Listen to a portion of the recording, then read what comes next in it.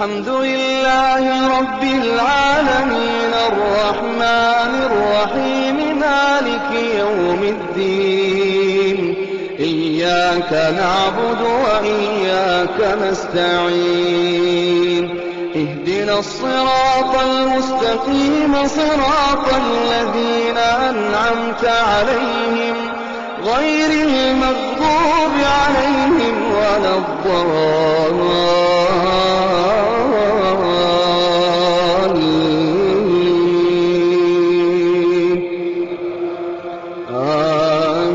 آمين.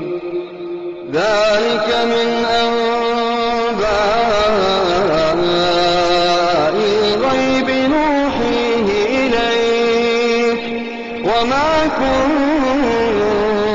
لديهم إذ أجمعوا أمرهم وهم يمكرون وما أكثر الناس ولو حرصت بمؤمنين وما تسألهم عليه من أجر إن هو إلا ذكر للعالمين وكأين من آية في السماوات والأرض يمرون عليها وهم عنها معرضون وما يؤمن أكثرهم بالله إلا وهم مشركون أفأمنوا أن تأتيهم غاشية من عذاب الله أو تأتيهم الساعة بغتة وهم لا يشعرون قل هذه سبيلي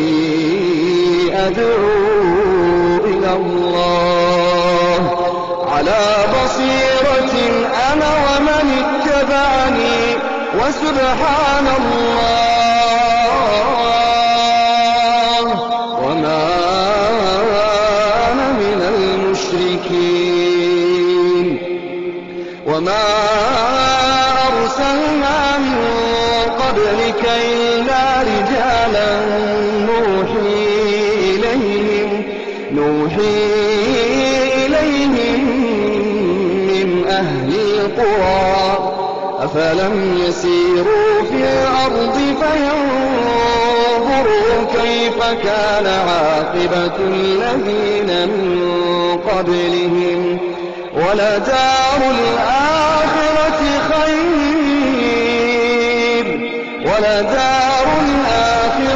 خير للذين اتقوا أفلا تعقلون حتى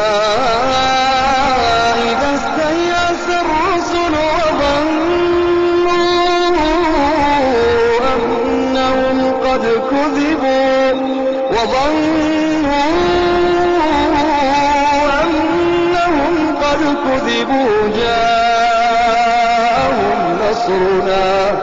جاءهم نصرنا فنجي من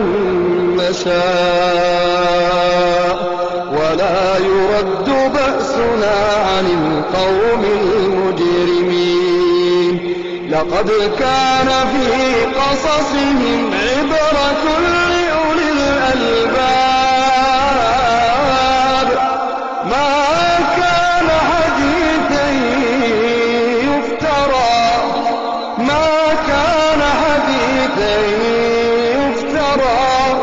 ولكن تصديق الذي بين يديه وتفصيل كل شيء وهدى ورحمة لقوم